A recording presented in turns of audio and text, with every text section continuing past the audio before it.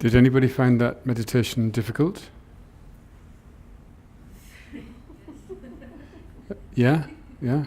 Few people?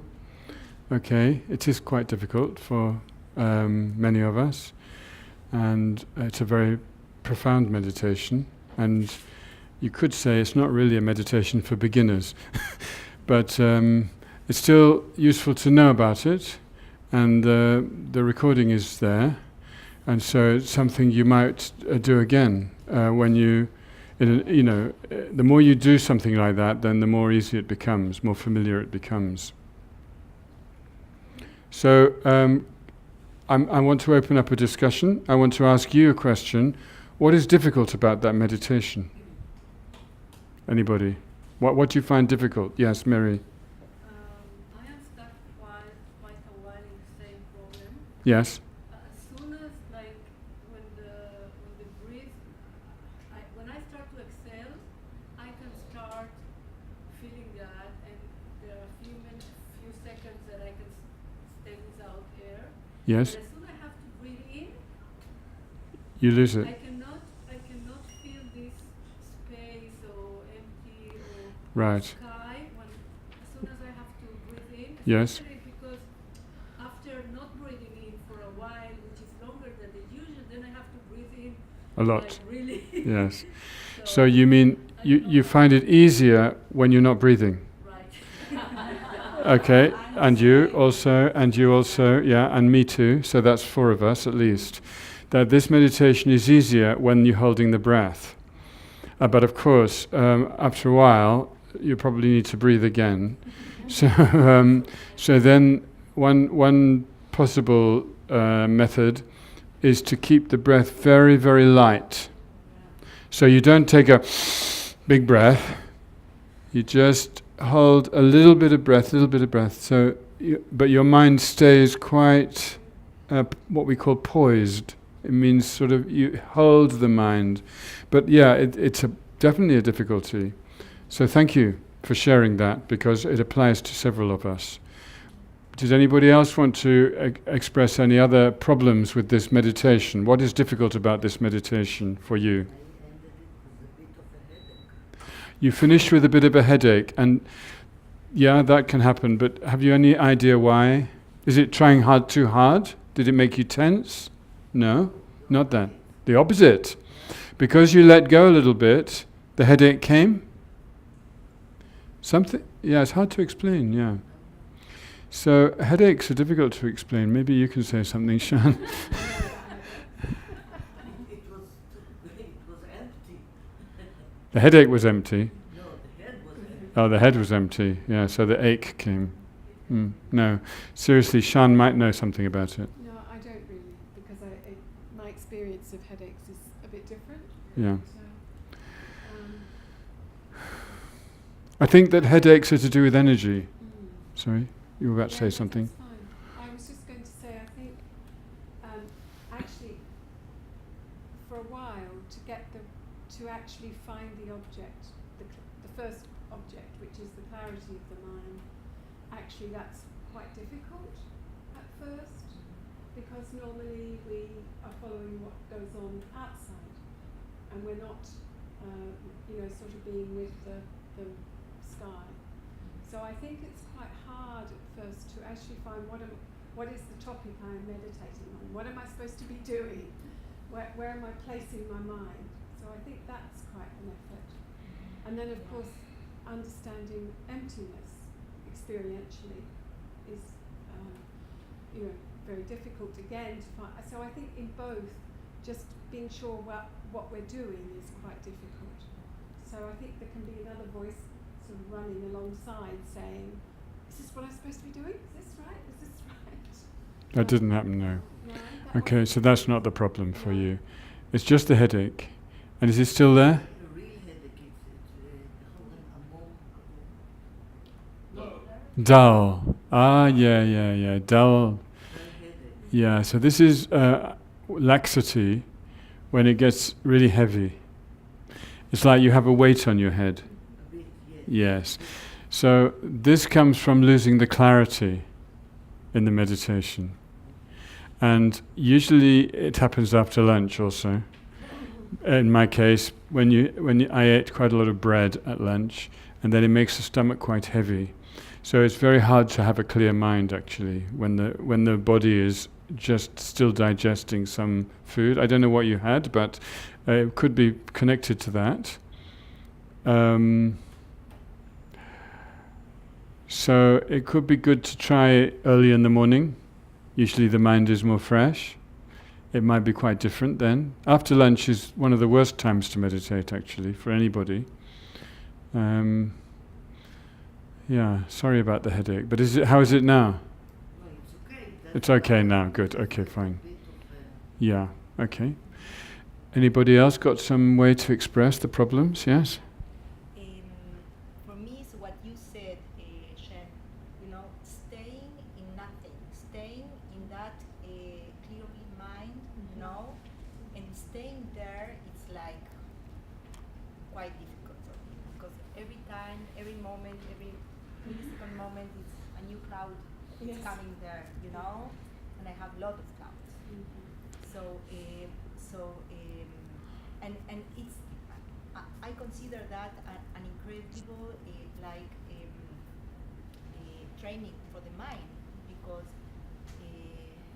in the regular world now I'm talking I have to think what I want to say, and I'm thinking what's going on, what's going there, and and it's an incredible training for the mind, to be there. To stay Okay. undisturbed Yeah. as all these things Yeah. go by.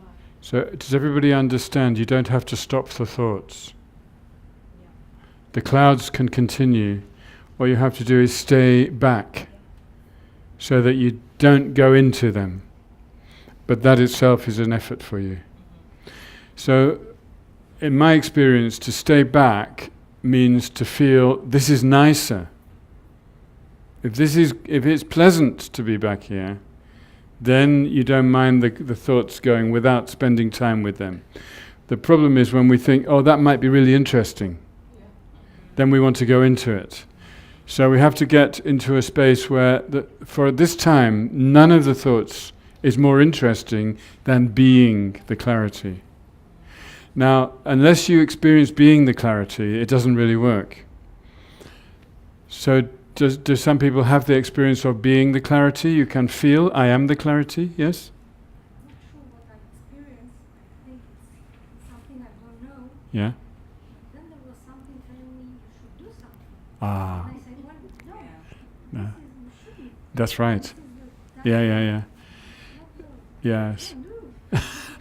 Ah, so the voice which is saying you must do something is our busy voice of every day, I think. You shouldn't be a lazy person. If you're not doing something, you're being lazy. But in this meditation, it's the opposite. There's one Zen t-shirt, I think, it says, don't just do something, sit there. Don't just do something, sit there. It's quite good, isn't it? Because just do something, it's easy. Any moment, without any trouble, we can do something. But not to do something, that's really challenging for some of us. Maybe some people find it easy, but actually, yeah, that voice is saying you should do something. But in this, the stronger voice should be saying, no, just stay here. Stay here, stay here. There is an Israeli joke about boys. Uh-huh. How does guys know what they have to do? Oh. They just sit there and the wife immediately tells them what they have to do. Oh, So I they see. sit there So and just sitting there is a male thing, is it? In Israel. Okay. Israel is so fun. I wonder, yeah. Okay. I think going after thoughts in meditation when you have to let them pass, Yes. I think it's done like a habit. You don't even feel you want to go into the Yeah. thought. Yeah. You're just drawn in there. It is a habit, yes. It's It is a habit. And and in the meditation you learn to control the habit, like not smoking. yeah, the same thing while you are doing something in life, Yeah. even not in meditation. Yeah. Like staying with what you do and not do 4 Sure, yeah. Yeah. Okay. Maybe that's enough. Oh yes, Orit. I want to ask if we really need to do this kind of analyze that we divide the moment by moment in place, and we start to analyze after the real state of mind and this self-analyze. Maybe we can do short and something A quicker one. like only to realize it's only a label Yeah. and go back Yeah. on a label and go back and not to analyze the Yeah. moment by moment. It's That's okay. difficult for me Yeah. to start to analyze. You don't need to do the division of moments. As you say, there's another one which says, whatever appears to me, I'm just labeling, which is better for you, and that's fine also. Whatever enables you to recognize the emptiness of the mind is suitable. And one way is the one Shan did, where we divide the moment, we divide, and we don't find anything. Another one is that we recognize this moment is producing the next moment, so no moment exists independently. That also works.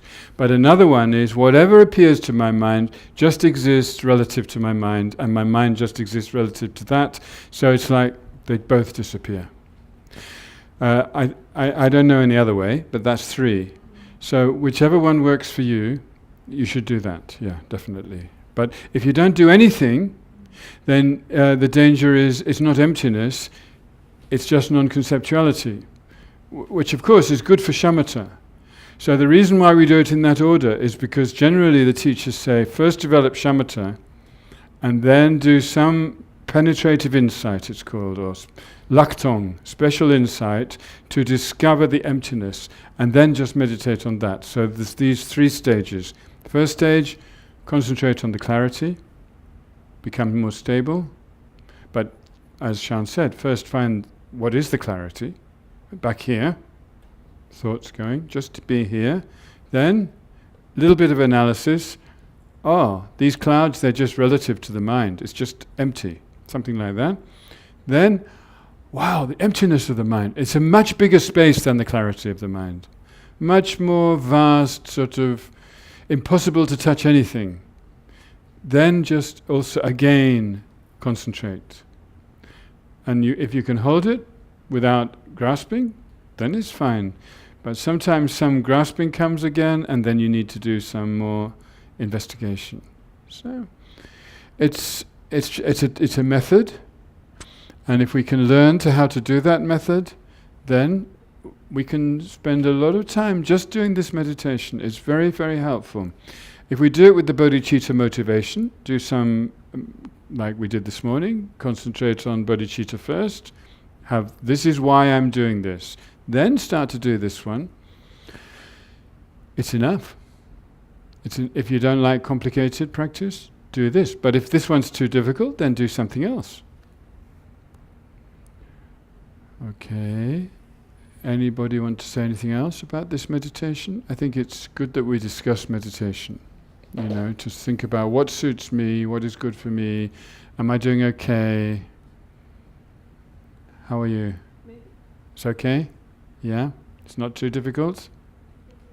A little bit? Yeah. Okay. Can you say something about the alternating, the analysis?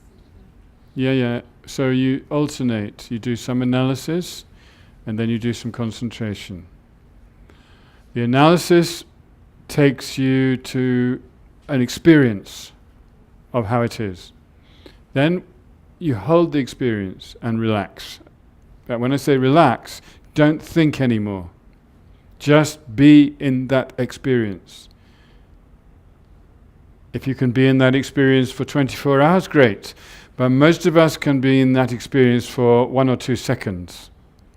Then, as soon as you lose that experience, then you need to do something. So what happens when you lose it? Maybe a distraction comes, for example, a thought, or just something comes. Then, does it exist by itself? No, it has the same nature of emptiness, the same nature of clarity. just you keep remembering that whatever appears to you has the nature of clarity and emptiness. It's like looking at the sea. When you see the waves on the sea, do they have the nature of the sea? Do the waves have the nature of the sea? Yes. Do they have shapes? Yes. But are they changing all the time? Yes. But the nature is just the sea. So your mind stays in the sea and the waves just wave around. They just do their thing and we're here. Make your mind an ocean. Make your mind an ocean, that's good, yeah. That's Lama Yeshe. And this ocean is not just an ocean of clarity, it's also an ocean of non-duality, emptiness and clarity. This is Lama Yeshe's very strong point. Non-duality of relative truth, which is the clarity of the mind, and ultimate truth, which is the emptiness of the mind. This is the practice of Mahamudra, actually, which some of us practiced together in Neve Shalom a couple of years ago, 1.5 years ago. So here we came back to it. Does anybody have any other questions about some other topics? Because we have enough time if you want to ask any questions now or share something. If you have something you'd like to talk. Yes, Mary, please.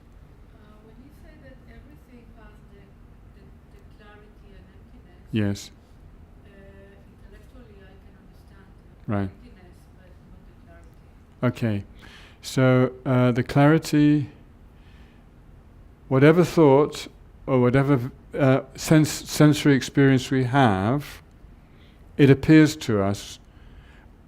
Its nature is clarity, but its appearance could be color, shape, sound, smell, taste, touch, some kind of thought, which is like maybe some sentence of words or some logical thought, whatever. These things are like shapes of the mind, but the nature is always clarity. The mind, but not of the thing. No, the nature of the mind is always clarity. And these things are appearing in the mind. So therefore, the image of the thing has the nature of the clarity. And the image is the only thing we experience. We don't actually experience the thing itself. You know, when you have when you're meditating and there's a sensation, maybe there's a pain coming from your knee, for example. That pain is an image in your mind. It may be there's some stress in the joint or in the muscle. Of course, that is sort of giving the stimulation to the mind, but the actual pain is a mental experience. And what does it look like? It looks like something, you know, sort of unpleasant. Yeah? But when you look at it, it doesn't, it just has the image has the nature of clarity. And this is just some kind of like a movie. You know, if you're watching a movie and there's some sort of thing going on, the movie screen is still clarity. Like the screen is made of silver, isn't it? Yeah. Well, emptiness is another level. Clarity is one level. Emptiness is a further level, which is it doesn't exist from its own side. And the mind observing it doesn't exist from its own side. So in that experience, there's just emptiness. And even the image is like a very distant sort of, just like a dream. It's not, I don't know, what is it like? It's like an illusion. It's like it's not even really there, from emptiness point of view. But from the clarity point of view, the clarity is the nature. It's like if you look at a photograph, whatever photograph, it's still got the nature of being an image. The nature of being an image is the fact that something visual appears. The clarity is something like that. Yeah, it's a bit hard to explain. I understand what's difficult, and I can't find words to express what I'm trying to say. Clarity is, it's just clarity, really. It's like a window. if the window is very clean, the glass, you don't see the glass. You see what's behind the glass, yeah? Outside, for example. But still the glass is there. That is the clarity. It's the medium through which we see what is outside. And it doesn't have any texture or appearance or form, but if we are the window, it's like somehow the image is coming through us. Clarity, I don't know, it's hard to express. I think clarity is kind of clear, that the clarity of the pain Yeah? is not clear. Like clarity of the mind, okay, clarity of the window, okay, Uh-huh. clarity of the sky, okay, clarity of The pain, the pillow, yeah? clarity of the emptiness of the pillows, I understand. The clarity of the pillow, I don't. The emptiness of the pillow. It's not that the pillow is clear, it's that the image of the pillow is clear. When I see that, I don't see the actual pillow, I see the image of it. Hmm? Yeah, it's projecting an image to my eye, and then my eye is sending the image to my brain, and then my brain is processing it and making a nice little picture, and the picture is what my mind sees. And that picture has the nature of clarity. Yeah. Oh, good. Okay, fine. No, it's great. If anybody else, yeah, Tal. Technical question. Good, yeah. Analyze during this clarity meditation. Yeah. Is it coming in order to improve the practice of the clarity? No. So, because, and then if you get to a special degree of clarity, you don't need to analyze, so No. you always need it. Yeah. I had a Geshe Wangchen. We had a little discussion once when I was still more or less, new. And I said, "Oh, surely, Geshe-la, you do analysis when you're, at some point, and then after that, you don't do any more analysis. You just meditate non-conceptually."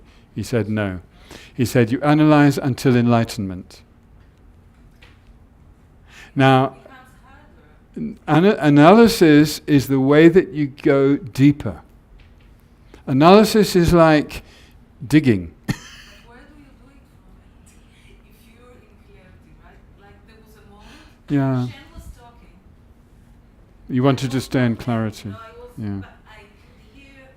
Mm. And I was asking myself, okay, so, and that's a thought, by the way, where does the analyze come from in that technical moment, Yeah. It comes with a corner of the mind. You try to stay in the clarity, what you explain, and then with another little bit here, you bring in a little analyzer. And the analyzer looks and says, how does this exist? But this clarity that you're experiencing, the analyzer says, how does it exist? And maybe you say, oh, it exists by itself. If you think or feel it exists by itself, you need a little analysis to show, no, it's just interdependent. It just depends on the previous moment. The danger is we get into a space where everything exists by itself, and it's amazing, yeah, but it's a little bit static. With the analysis, things become more. We're going deeper. But in your case, you probably weren't ready to do analysis. Probably, if you go at home, maybe you need to stay in the clarity for 1 hour and then begin the analysis. Yeah, but I don't know how to begin that. Maybe it will come later.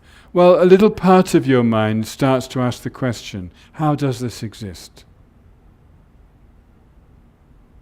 When you do the meditation, actually it's quite, when you get into it, it feels quite good, and there's a temptation to just stay with that. But what you're doing is making the mind you're actually starting to have an experience of mind that exists almost independently of everything else.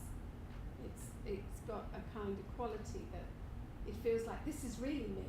This is me, this is my mind, but it's like I'm so identified with it. Maybe not so, I wouldn't put it you wouldn't add those words, but the experience is that you're slightly solidifying your mind, and that's why I think you need. But you know, it felt like, if I have to compare it to something, you know that people are with this machine that gives them the air. They don't breathe by themselves, okay? But there's oxygen coming, so you acknowledge, you know, the fact that there is breath, and you know that there is this mind. But when you're in the clarity, you don't feel the need to analyze. Well, you know, everybody has their own meditation. And it may be that for you, to just be in the clarity is the right one. I remember you and I discussed this in Nevi Shalom also. The same discussion, we had it before. And at that time I probably said, well, just stay there. And maybe that is the right thing. But this analysis, you may at some point want to check, does this exist by itself? That's simply the question. That's the question. Because, as Shan says, it seems to exist by itself. And if it does, it's not true. It doesn't exist by itself. That's the point. But don't worry, the whole point is we should stay with just the concentration, which is, for example, stay in the clarity, maybe for years. Well, I mean, it's not necessarily that it's the right time for us to start this analysis. We're all different. And so I think it's important each person finds their own pathway. What we're doing here is introducing different kinds of meditation, which you use according to what is right for you at the time. You know, Lama Yeshe, be your own therapist. And also be your own meditation instructor. Yeah, be your own guru. We can say all those things. There's some wisdom in that, you know, because we know our own mind better than most people. Sometimes the Buddha knows it better, but you know, one day we'll meet the Buddha, and then the Buddha can show. Yes, fine. But until then, we need to use our own judgment. What's best for me to do at this stage? Yeah. Thank you that's very useful to have this discussion, actually. Has anybody got any other points about all this? Is everybody satisfied that whatever we said fits with your experience? Or did somebody have something else that they would like to share? I mean, I noticed one or two people like me sort of falling asleep. That's another experience, but I think we dealt with that in a way when we were talking about the headache. It's just that after lunch it's kind of difficult. But hopefully there was some experience for each person, something useful, I mean. Because this is the last time we're doing this meditation in this general meeting. So then if you have any more questions, now is the time. No? Okay, well, keep going, keep working, and good luck. And if you have any difficulties that I might be able to help with, just send me an email, and I will try to help. Okay? Yes. Just a suggestion. I can take both meditations, the one in the morning and the one now, combine them together in an MP3 and send it to everybody. So we can sort of follow the meditation with Shan's instructions if we want to. Well, there is a recording, Vada, so somebody could just use the recording. And if somebody knows how to edit it, then you can take it out and share it. Yeah. Okay, thank you. Great. Okay. Well, shall we continue with the text then? Okay. In terms of time, yeah, we have a shorter break now, and then at 5 o'clock we're going to have a half-hour break, and then start the Lama Chöpa. Those people who can stay, Lama Chöpa 5:30, maybe until 7, and then we finish. Okay, so now we have about 15 minutes to look at some verses, and then we have a short break, and then we come back and we finish the text. If necessary, have a little bit more discussion. If there's time, maybe say some final words, and then stop at 5, then a break, and then Lama Chapa. Okay? Verse 106, page 11. And I'm sure this verse is also in Shantideva's first chapter, or almost the same. And the next one, I think. I mean, some of you have been in this discussion group. Recently you discussed the first chapter. Do you agree? No other means exists in the world to accomplish one's own and others' welfare other than the awakening mind. Until now the Buddhas have seen no other means. And then, if the merit obtained from mere generation of awakening mind were to assume a form, it would fill more than the expanse of space. Now, it shouldn't be surprising that these verses, or something very similar, is in Shantideva's Bodhicharyavatara, because Shantideva completely followed Nagarjuna. So it's very likely that Shantideva knew this text and was influenced by it, and then when he composed Bodhicharyavatara, that he used these ideas, because this is the sort of general sources. Everybody uses the sources from before them. And so that's something about lineage as well, which is very useful to think about.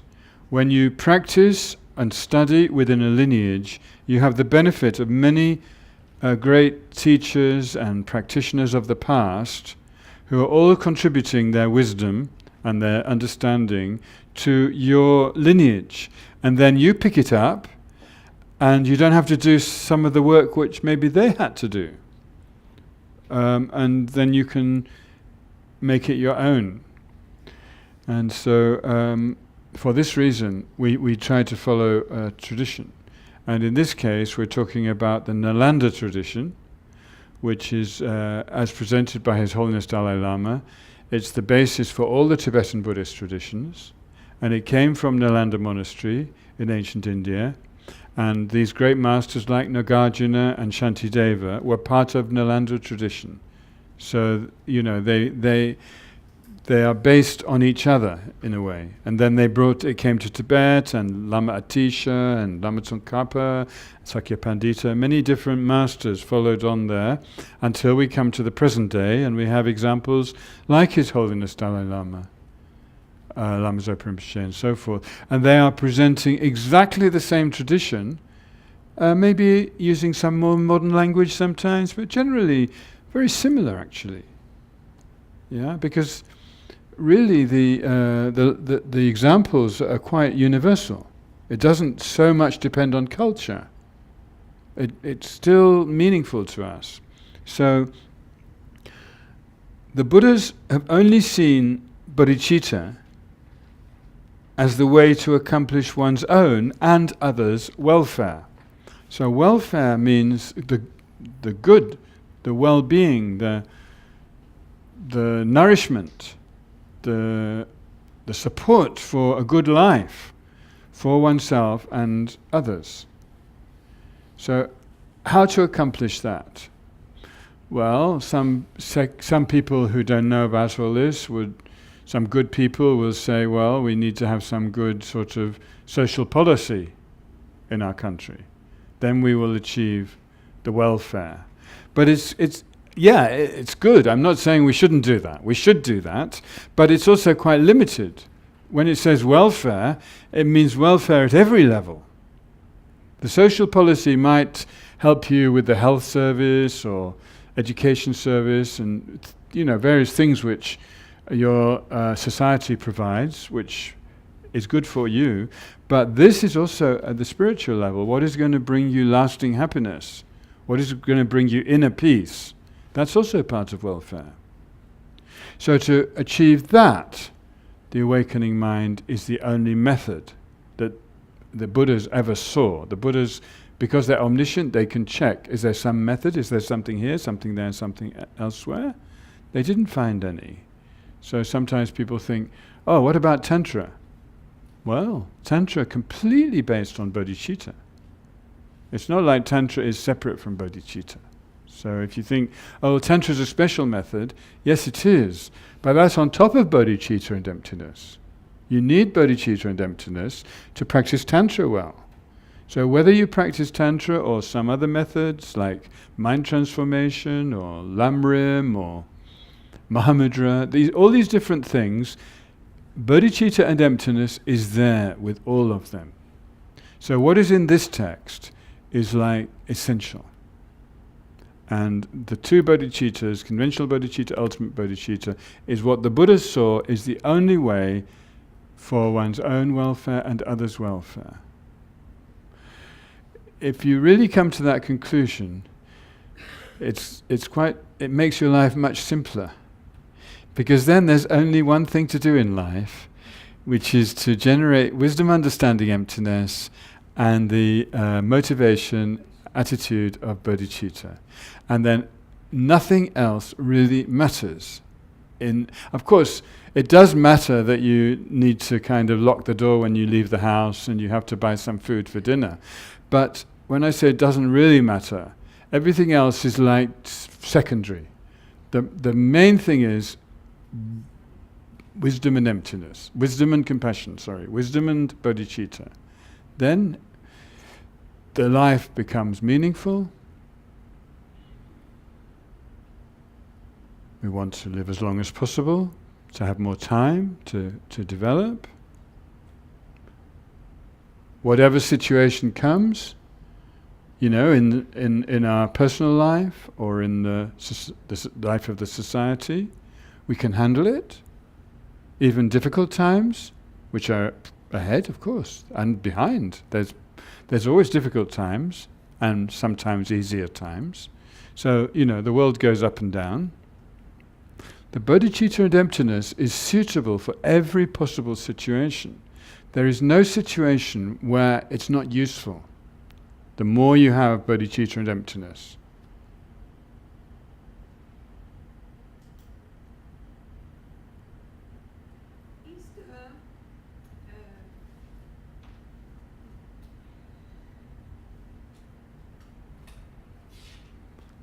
Is there a teaching about, or maybe it's only practice, about how you remember, how you put your mind in the right place, in the right moment? Yeah. When you need it, so like when you need the wisdom and bodhicitta that you have, that it comes, that it pops up the minute that you need it. It's only practice. Mhm. You mean in skillful means? You mean Yeah, the minute that you need. Well, Vada, if it's not popping up, you haven't really got it yet. No, they're saying that whatever I have. Yeah. Whatever you have should pop up.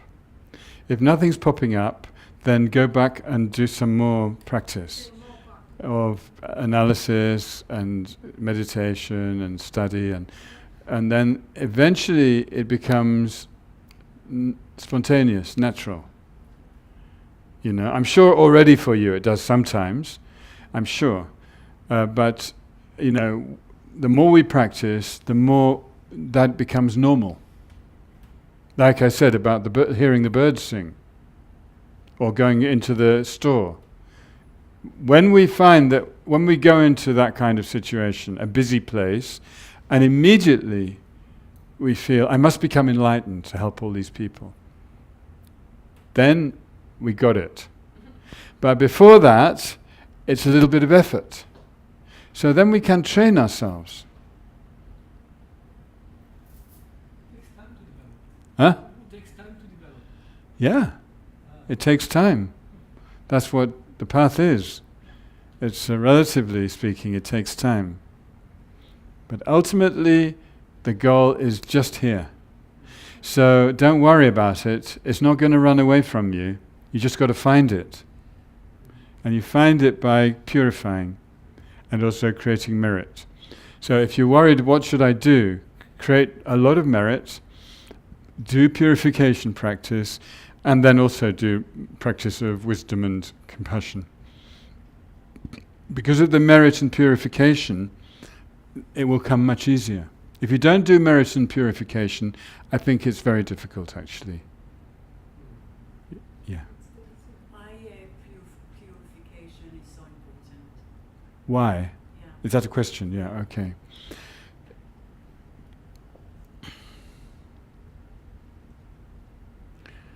The mind is obscured. Purification removes the obscurations because it just dissolves them in emptiness, basically. You know, the main purification practices we have are prostrations to the 35 Buddhas and Vajrasattva. Other purifications is meditation on emptiness, for example. That's very good purification. Also, bodhicitta practice is good purification. But let's stay with the prostrations and the Vajrasattva.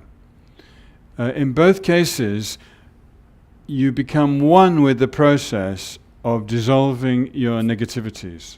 Whatever happened in the past that you regret, that you acknowledge, you take refuge in bodhicitta as the basis, you do the remedial action, the prostrations or the mantras, and then at the end you determine not to do that again. It's this kind of 4 powers. And if you do that regularly, then slowly your mind becomes more pure. Pure just means seeing things the way they are, instead of distorted. It's like clear water, instead of dirty water. Why is it necessary? Well, if we have dirty water, then we can't see things clearly. So even when we were talking earlier, what's the problems with clarity of the mind? Maybe we just need more purification. All of these practices help each other. And the merit is also important because it gives you the energy, the power to go. Of course we need that. Yeah. So purification is not only to purify karma, but to purify mind. Well, the karma is what is getting in the way of the clear mind. It's both really in the same sort of thing. I mean, purify karma, yeah, hopefully it will stop us having to have suffering in future. That's one of the purposes of purification. But also it will enable us to become Buddha more easily so we can benefit others. So there's this sort of selfish reason and an altruistic reason. And it's okay to have the selfish one, but it's also important to have the altruistic one. That the pure mind is much more able to help others. Yeah. Okay. I think I think 107. I just read it out. Oh, it talks about the merit, doesn't it? So really, it's okay. And but the main point about that is that bodhicitta is a really best way of merit. If you do merit, like if you give some food to the birds, some people do that. When you do that, if you're just giving the food so those birds will enjoy the food, that's merit. But if you do that action thinking, may all sentient beings benefit by this act, the merit is infinite. So whatever good actions you do them with the motivation of bodhicitta. As you give the food, think, just as these birds enjoy this food, may all beings enjoy enlightenment. Things, you can make those little phrases, however you want to say. This can go for any action. What if you are cleaning the toilet? Just as I clean the stains from this toilet, may my mind be fully purified for the sake of all sentient beings. There's a nice book by Lama Zopa Rinpoche called Bodhisattva Attitude. I think it's called that. I think we sent it to some people here that he says that during the day. Right.